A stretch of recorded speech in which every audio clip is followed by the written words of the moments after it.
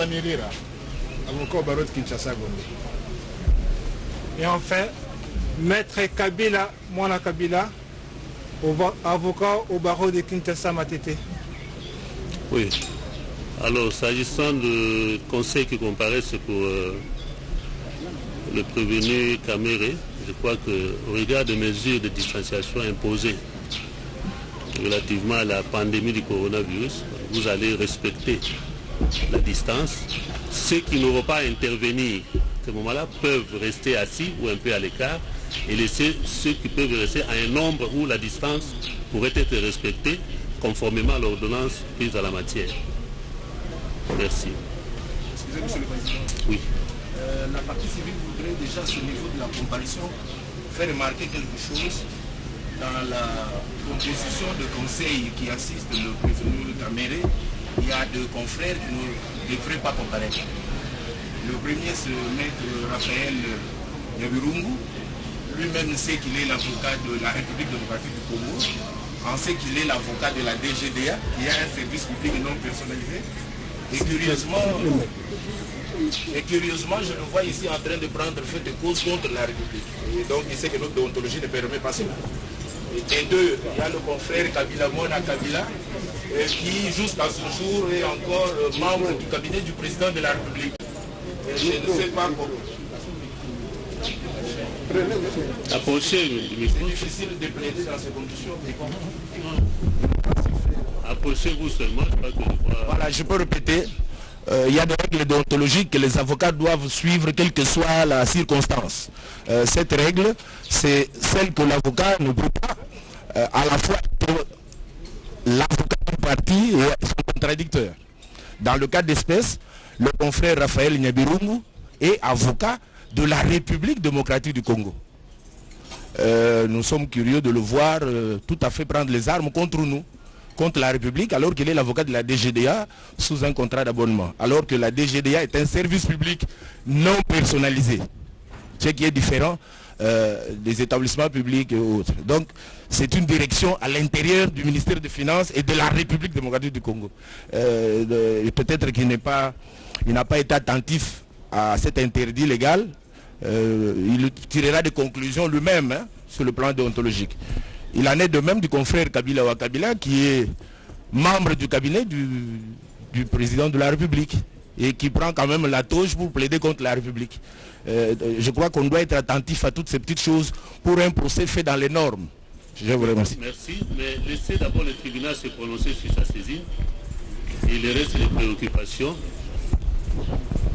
pourront trouver une solution juste après.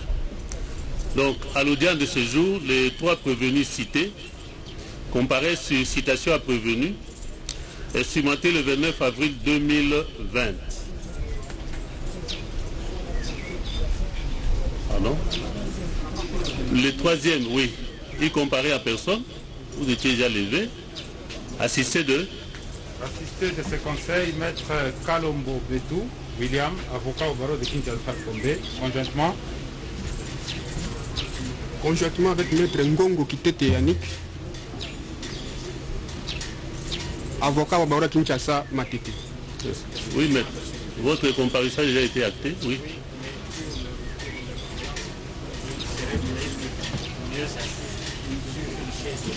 Non, laissez-nous d'abord nous prononcer sur la saisine, parce que pour qu'on se déclare saisi ou quoi, il faut qu'il soit là. Et que le tribunal se rende compte que réellement, il est là au moment où il a examiné l'exploit. Pardon, il veut changer la chaise.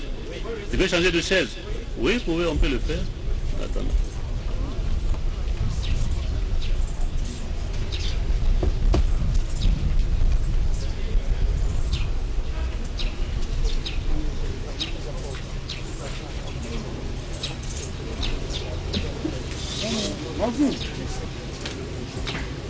L'audience est suspendue. Allez-y rapidement comme ça.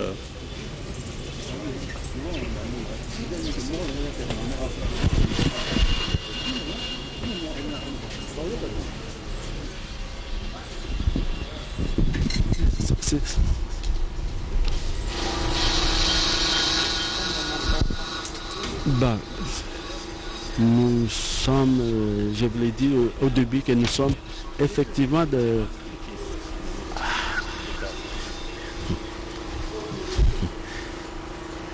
dans une phase d'audition des acteurs, mais le dispositif de microphone semble un peu défaillant par rapport à la distance. Nous sommes en difficulté de vous dire exactement ce qui est en train de se passer sur le site, parce que nous sommes séparés de plus ou moins 30 mètres, et comme le micro ne peut pas nous faire parvenir dessus. Oui, je l'ai marqué.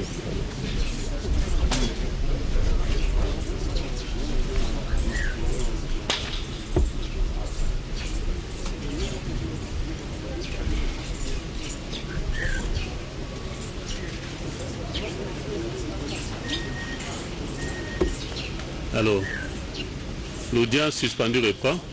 Pour les prévenus qui ont déjà été appelés et qui ne manifestent pas des signes évidents de faiblesse suite à tel ou tel autre malaise, ils doivent rester debout devant la barre.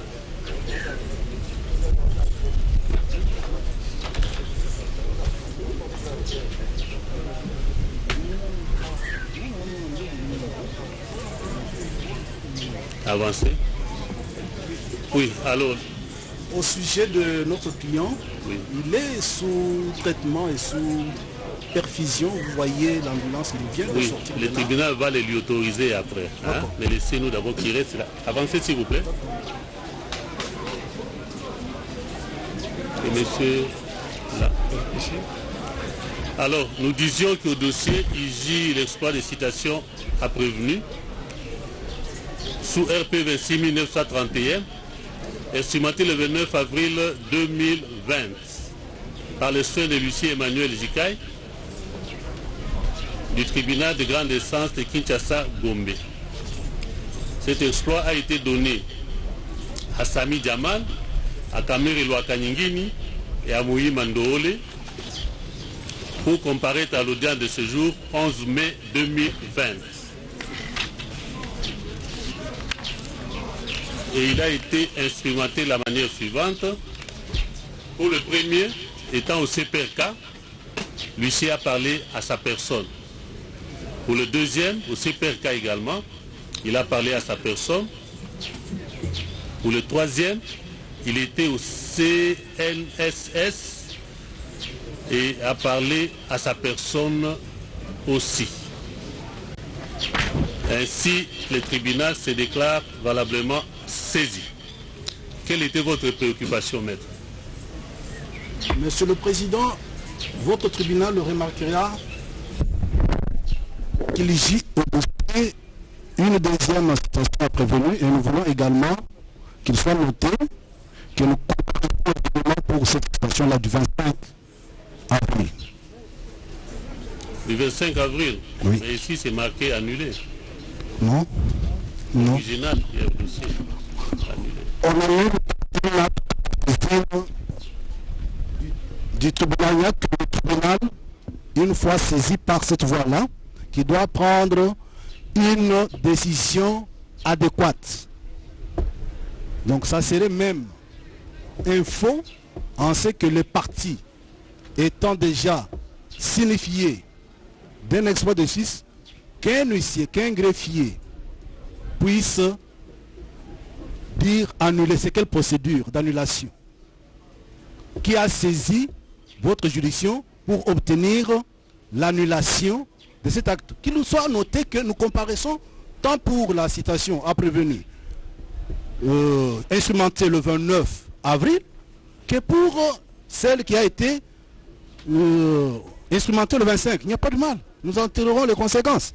Oui, et les deux exploits n'ont-ils pas le même contenu? C'est pourquoi nous disons, nous comparaissons, parce que nous avons été invités par cet exploit-là. Oui, et le tribunal a pris en considération le dernier exploit en date, hein, qui est celui du 29 avril 2020, au regard des raisons qui venaient d'être avancées. Et je crois qu'il n'y a pas un grief particulier. Non, nous disons, par rapport à ça. Votre honneur, oui. Nous sommes notifiés en date du 25 d'une citation à prévenu. Et nous venons comparaître pour cet exploit-là, autant que pour celui qui a été instrumenté le 29. L'indépendance de la justice va avec le respect des règles et droits de la défense. Il n'appartient pas à quiconque de prendre un exploit déjà signifié au parti et d'y apposer la mention annulée. Si cela n'est pas la position de votre tribunal, nous... Maître, un instant, le tribunal vous a répondu, ça va? Si vous avez des griefs à relever contre cet exploit, du moins le tribunal vous a dit qu'il a pris en considération le dernier exploit en date. S'il y a des griefs que vous aurez à relever par rapport à cet exploit qui vous avait été signifié le 25, hein, comparativement à l'autre, vous le ferez au moment opportun. Mais pour l'instant, si vous pouvez laisser la procédure évoluer. Votre honneur, Monsieur le Président, Oui. pour que nous puissions retenir le grief dans l'exploit du 25, il va falloir que votre tribunal puisse prendre d'abord en considération cet exploit. Parce qu'on ne peut pas soulever des exceptions ou des griefs en dehors de la saisine. Nous devons exploiter cet exploit lorsque votre tribunal considère l'exploit, Monsieur le Président. J'ai dit. Merci, maître. Mais nous avons déjà répondu à ce sujet. Hein? Qu'on ne puisse pas engager trop de débats autour des questions sur lesquelles le tribunal s'est déjà prononcé. Merci. Voilà. Est-ce qu'il y a d'autres préalables? On voudrait répondre, parce que je ne suis pas cité, Oui. à l'objection qui a été soulevée par la République. Oui, mais vous êtes concerné. Laissez les concernés répondre. Non, parce que s'ils répondent, ça serait une sorte de manifester un certain intéressement. Comme ça, moi qui ne suis pas concerné, je puis rétablir... Non, maître, D'accord. vous n'êtes pas leurs conseils. D'accord. Ils sont là présents. N'est-ce pas? Les problèmes leur est opposé, la question leur est opposée individuellement. Ils n'ont qu'à prendre les micros pour réserver une défense à ceux qui leur est opposé comme moi. Qui disent quelque chose, s'ils n'ont rien à dire, bon. Qu'ils disent au moins au tribunal quelle est leur décision en rapport avec la préoccupation de la partie civile.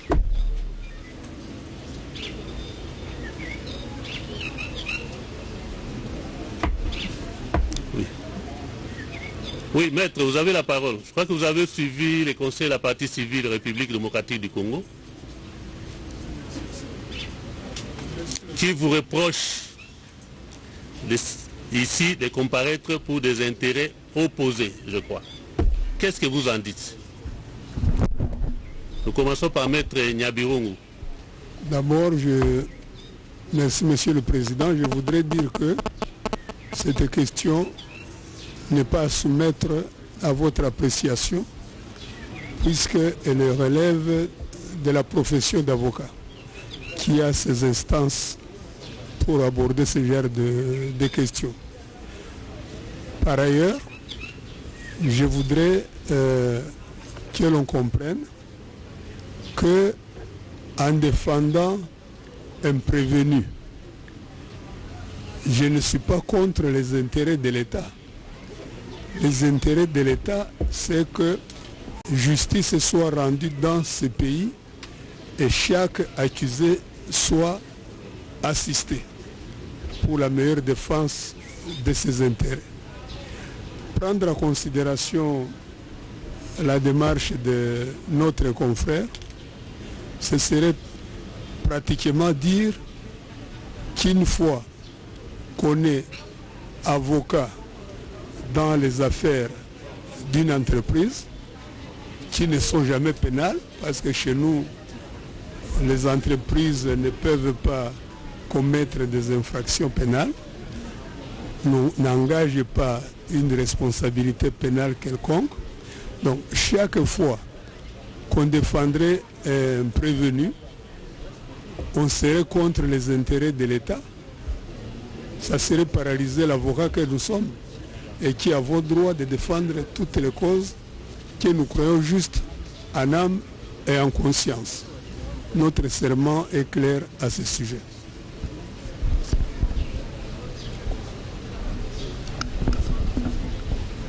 Monsieur le Président, Messieurs membres de la composition. Vous êtes aussi concerné, c'est maître... Maître Kabila. Kabila, oui.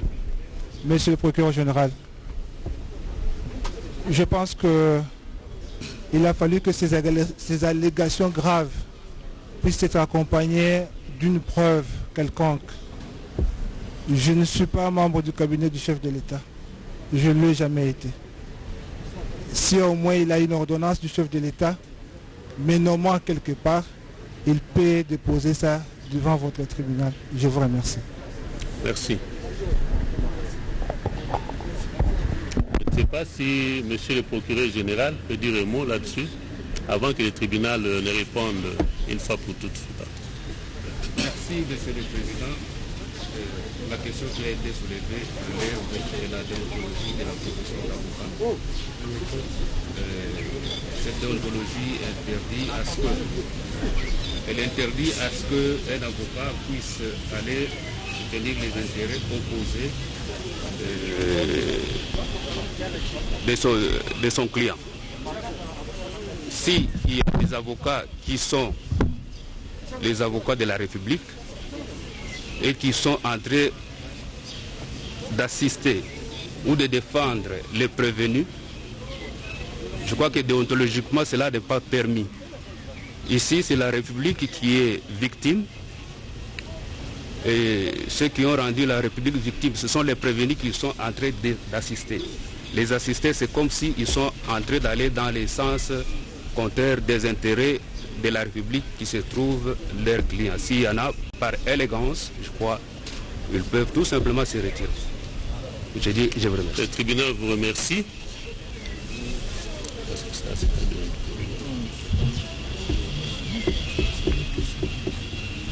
Oui.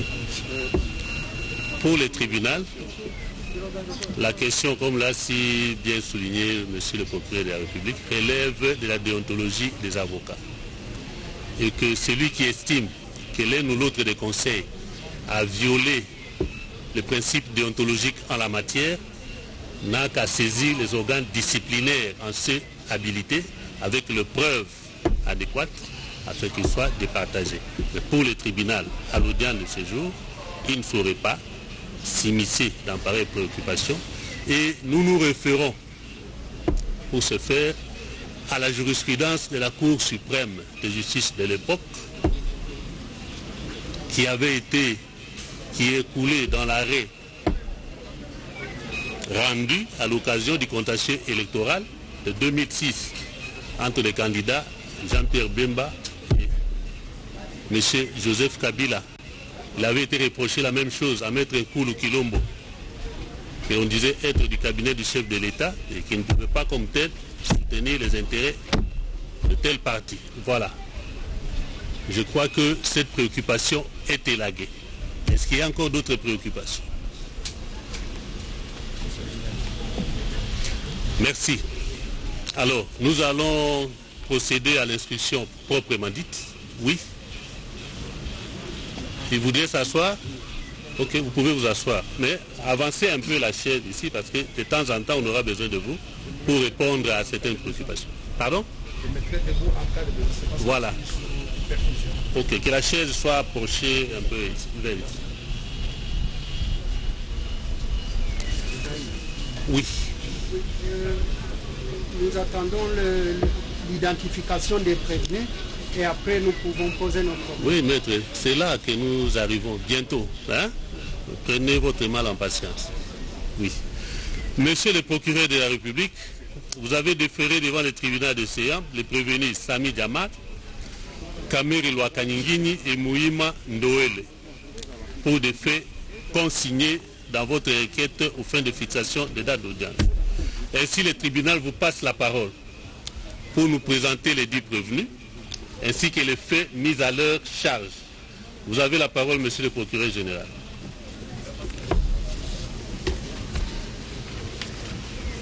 Nous commençons par vous présenter les prévenus. Il s'agit de monsieur Sami Jamal. Si vous pouvez l'inviter à la barre, monsieur Sami Jamal. Monsieur Sami, bon, il est tel que vous le voyez là. Il est de nationalité libanaise.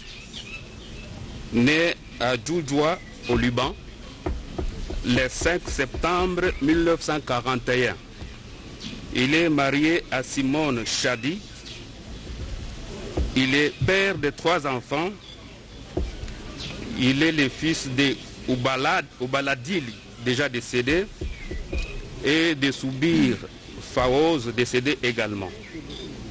Il est commerçant, enregistré au registre, inscrit au RCCM numéro 14B 4948. Il est résident à Kinshasa, dans la commune de la Gombe, avenue des Aviateurs, numéro 1.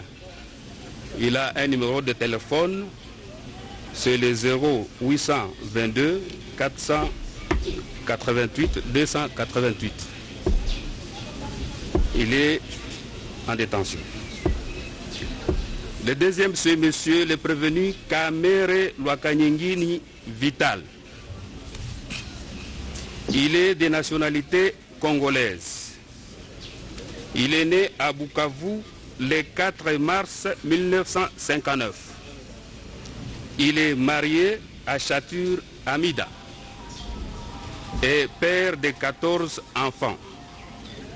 Il est fils de Kamere Constantin, déjà décédé, et de Mwankingi Alphonsine en vie. Il est originaire du village Bouloui, groupement Bouloui, secteur de Ngweshe, territoire de Walungu, province du Sud Kivu, en République démocratique du Congo. Il est directeur de cabinet du chef de l'État. Il a un passeport diplomatique numéro DP 0006846, délivré à Kinshasa le 30 janvier 2019, est valable jusqu'au 29 janvier 2024. Il est résident à Kinshasa, dans la commune de la Gombe, quartier Révolution, avenue Ouvira numéro 50, derrière le ministère de la fonction publique. Il a un numéro de téléphone, c'est le 099 844 77 44. Il est également en détention. Et le troisième prévenu, c'est le prévenu Mouima Ndole Jano. Il est de nationalité congolaise, né à Goma le 15 août 1969.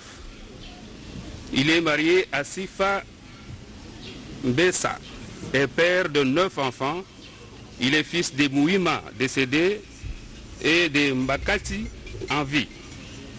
Il est originaire du village de Mahanga, groupement de Nyamakobo, secteur de Osso, territoire de Massissi, province du Nord Kivu. Il est fonctionnaire, matricule 42 222. Il a le grade de chef de division. Il est chargé du service import-export de la présidence de la République. Il a une carte d'électeur qui porte le numéro 200 880 144 21, qui a été délivré à Kinshasa-Ngaliema le 2 juillet 2017.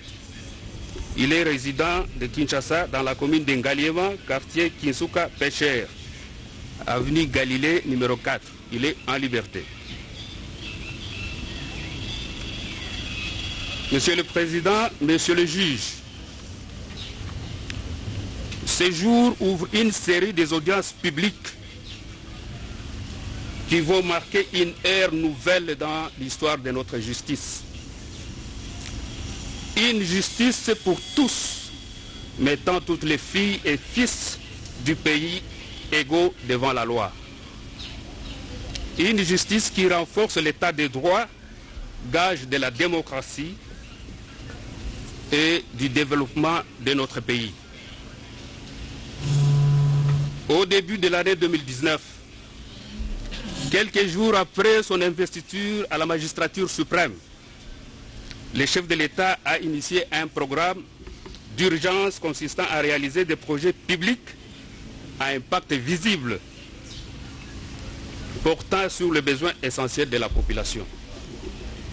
Ces projets axés sur les secteurs vitaux constitueront ce qui sera appelé programme de 100 premiers jours du chef de l'État qui est lancé officiellement par lui-même le 2 mars 2019 à la place échangeur délimitée. La population quinoise, le peuple congolais qui avait bien salué l'initiative du chef de l'État, attendait la réalisation de ces travaux avec empressement et allégresse. Mais malheureusement, il sera constaté à la suite d'une pression populaire que malgré les décaissements d'importantes sommes d'argent par les trésors publics, certains travaux n'avaient pas commencé et que ceux qui avaient réellement commencé traînaient à se terminer. Certains responsables des services publics et entreprises publiques impliqués dans la réalisation de ces 10 travaux ont versé dans les antivalaires, comportements qui ont suscité des soupçons de détournement des fonds décaissés et qui a conduit le gouvernement de la République à se réunir en Conseil des ministres sous la direction du chef de l'État pour décider que les investigations judiciaires soient menées sous l'exécution des marchés conclus pour la réalisation de tous les ouvrages inscrits dans ce programme. C'est ainsi, par sa lettre numéro 273, bar CCAB 12, bar D, bar C, bar CAB, bar mine, bar VPM, bar 2020, du 10 février 2020, Monsieur le vice-premier ministre, ministre de la Justice et garde des Sceaux, a donné injonction aux procureurs généraux près les cours d'appel de Kinshasa, Gombe et Matete d'ouvrir les enquêtes judiciaires. Effectivement, les instructions judiciaires ont été ouvertes dans les 2 offices précités et c'est dans ce cadre que la présente affaire dont nous avons le devoir aujourd'hui de présenter les infracteurs devant votre auguste tribunal a été ouverte, instruite et envoyée en fixation devant votre tribunal. De quoi sont-ils poursuivis? Conformément à la requête qui vous a saisi, le prévenu Sami Jamal et Kamere Lwakaningini sont poursuivis pour les faits suivants.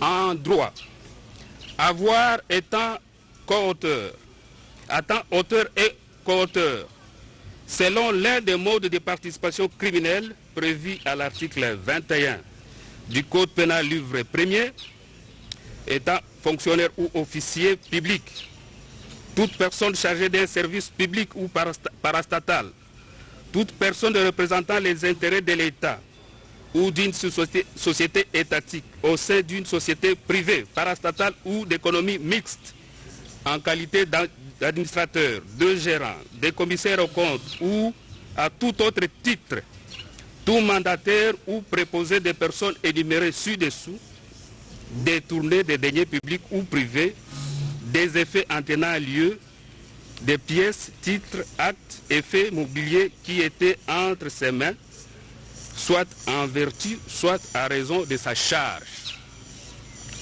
En l'espèce, les 2 prévenus, ils sont poursuivis pour avoir à Kinshasa, ville de Sénon, capitale de la République démocratique du Congo, sans préjudice des dates plus précises, mais entre les mois de mars 2019 et janvier 2020, période non encore couverte par les délais légaux de prescription de l'action publique, comme co-auteur, par coopération directe, étant respectivement directeur général de la société Samibo SARL et agent public de l'État, à l'occurrence personnel politique de la présidence de la République, détourner la somme globale de 48 831 148 $ américains. 148 qui était remise à la société Samibo SARL pour l'achat et l'érection de 1500 maisons préfabriquées dans le cadre du projet de logements sociaux au profit des 5 provinces de la République démocratique du Congo, en l'occurrence celle de Kinshasa, du Congo central, du Kasaï central, du Kasaï oriental et du Kivu, inscrits au programme de 100 jours initié par le chef de l'État, par le président de la République. Ces faits sont prévus et punis par les articles 21 et 23 du Code pénal le livre 1er et 145 du Code pénal le livre 2 tel que modifié à ce jour. Les deux prévenus ont également, toujours ensemble, avoir dans les mêmes circonstances des lieux que ci-dessus, sans préjudice des dates certaines, mais entre le mois d'août et septembre 2019, comme co-auteur, par coopération directe, étant respectivement directeur général de la société Ousmal SARL et agent public de l'État, en l'occurrence personnel politique de la présidence de la République, détourner la somme de 2 137 500 $ américains qui était remise à la société Ousmal SARL pour l'achat et l'érection de 3000 maisons préfabriquées pour les policiers et militaires de la ville de Kinshasa dans le cadre du programme de 100 jours initié par la présidence de la République. Ces faits sont également prévus et punis par les mêmes articles que nous avons énoncés tout à l'heure, c'est-à-dire les articles 21, 23 du Code pénal livre 1er et 145 du Code pénal livre 2 tel que modifié à ce jour. Concernant le prévenu Kamere Lokaningini et Mouima Ndole, les deux sont également poursuivis ensemble pour avoir à Kinshasa, ville d'Esseno, capitale de la République démocratique du Congo, le 21 août 2019, comme co-auteur par coopération directe, étant respectivement agent public de l'État, en l'occurrence personnel politique de la présidence de la République et fonctionnaire public, détourner la somme de 1 154 800 $ américains qui était remise à Mouima Ndole Jano pour le dédonnement des conteneurs des maisons préfabriquées. Ces faits sont prévus et punis par les articles 21 et 23 du Code pénal livre 1er et article 145 du Code pénal livre 2. À charge de Mouima seul, il a été retenu également les faits suivants. En droit, avoir frauduleusement transféré vers l'étranger ou en provenance de l'étranger des fonds, titres ou valeurs pour une somme égale ou supérieure à 10 000 $ sans passer par un établissement de crédit ou par son intermédiaire. En l'espèce, il est poursuivi pour avoir, dans les mêmes circonstances, des lieux et des temps que sub A1, frauduleusement transféré au Liban, des fonds notamment plus de 10 millions de $ américains, sans passer par un établissement de crédit ou par son intermédiaire. Ces faits sont prévus et punis par les articles 6 et 38 alinéa 9.2 de la loi numéro 4/016 du 19 juillet 2004 portant lutte contre le blanchiment des capitaux et le financement du terrorisme. Monsieur Jamal, il est également poursuivi pour avoir, dans les mêmes circonstances, des lieux et des temps que sub A1, intentionnellement opéré le transfert de plus de 10 millions de $ américains au Liban dans le but de dissimuler des détournements des deniers publics commis au préjudice du trésor public. Ces faits sont prévus et punis par les articles 1er.1, et 34 de la loi numéro 4/16 du 19 juillet 2004 portant à lutte contre le blanchiment des capitaux et financement du terrorisme. Concernant les prévenus Djama toujours, il est également poursuivi pour les faits suivants en droit.